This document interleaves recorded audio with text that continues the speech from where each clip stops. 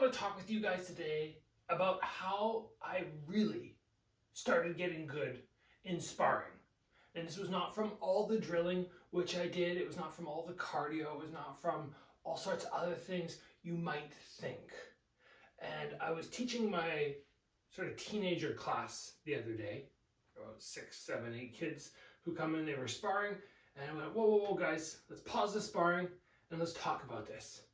And it's so important because you can go in and you can do your pad work when somebody's calling for whatever they want. You can do your shadow boxing, you can step in and do your bag work, but all of that has restrictions in the sense you don't have somebody in front of you that you have to react to that is trying to hit you back and trying to stop them from getting hit by you.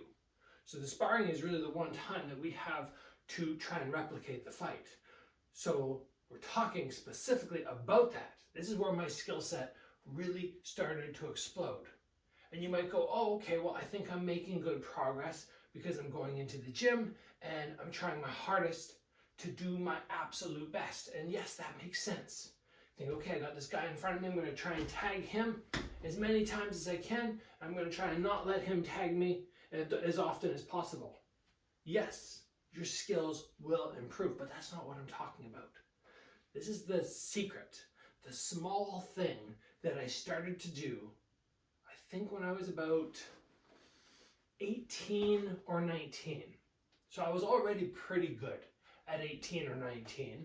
Definitely being able to handle most of the adults in the gym, even guys who had a couple titles, who, you know, had 10, 15, 20 fights, and I had none. And I was already doing very well, if not beating all of them, but still not picking them apart, able to sweep them as I wanted, able to land body shots, drop them if they got out of hand and were trying to hit me too hard to the head, then I could come in and hit them to the body. This all happened when I started to do one thing in sparring. I tried to replicate other fighters. What I mean by that is I would go in and I would treat, not the whole round, but part of the round like somebody. So for instance, for many people out there, you'll know Buakaw, right? Very common name in the Muay Thai world. So instead of doing my normal fight style, where I'll be moving around a little bit, I'll have my hands really high, I'll be trying to combo up, I would go more like this. And I would do the whole, not the whole round, but a decent amount of the round like that, focusing, okay, I'm gonna get my left round kick, I'm gonna try and slide in and get knees and control them and manhandle them. Might do that for part of the night and then go back to my normal style. I might do that for one round and then get to somebody new and then go, you know what? Now I'm gonna try and move like Tyson. And that for me never felt like it worked, but still, you try, you experiment, you take elements of people's style. And in addition, it puts you at a disadvantage. So at some point, you're going to start getting in against lots of people in the gym who are just not at your skill level.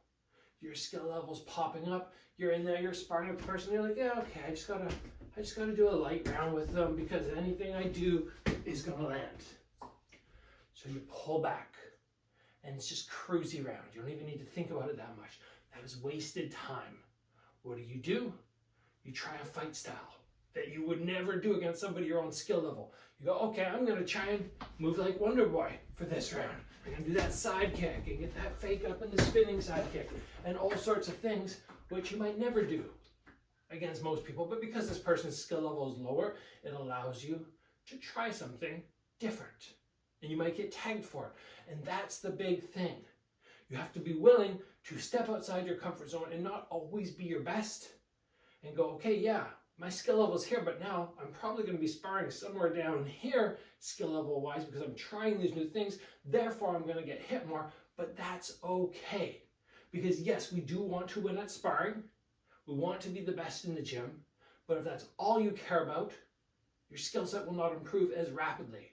Because you're always working on, okay, I gotta stay safe. Oh, I'm really good at jabbing, so I'm just gonna sit behind this jab for the whole round. Use it to set up other things, but you never get to practice, okay, I'm gonna lead with the cross. Or I'm gonna come with a Thai side kick to start. You don't try that because all you want to do is win.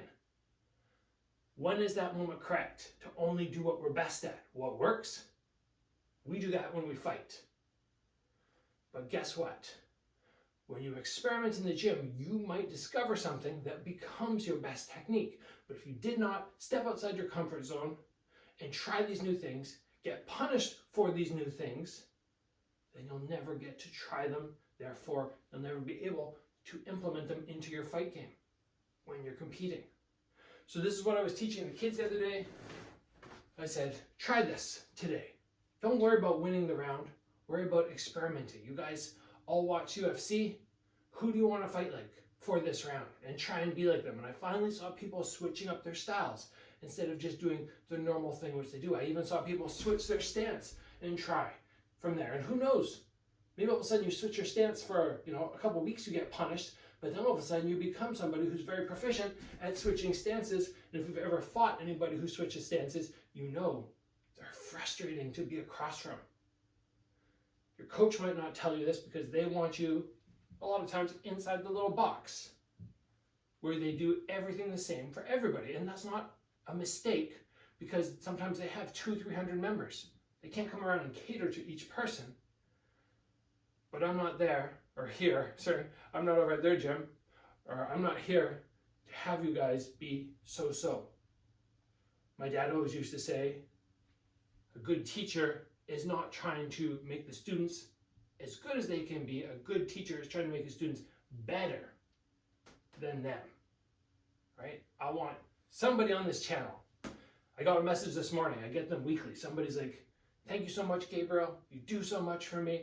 You've helped my style evolve so much. And one day you're going to know my name. One day I'm going to be in the UFC. Or somebody will say, one day I'm going to be the ONE FC champion. I'm hoping somebody on this channel is one day going to have more belts than this, have a bigger name than me in the fight world, and if I played even a small part in that, that's good. That's good for me. I don't need to be your main coach. I mean, it'd be awesome if I was, but I don't need to be the main coach. I don't need loads of credit. Just knowing that all the people who helped me win these belts, I'm giving back now. And that's why I started the channel. It was the reason, right? It wasn't to make money. I didn't think I'd make money. Never thought I'd pass 100,000 subscribers. I just kind of went, you know what? I have this person, this person, this person, this person, this person, all these people who have done things to help my career. And I just kind of felt like it's, pay it forward. Pass on the knowledge to other people. So get out there, try and do your sparring sessions a little bit different. Try to fight like other people, even if they're not your favorite fighter. Experiment, and who knows, your style may just blossom and evolve to something fantastic, and your skill set will most likely pop. Thanks for joining, guys. I will see you back here soon for another video.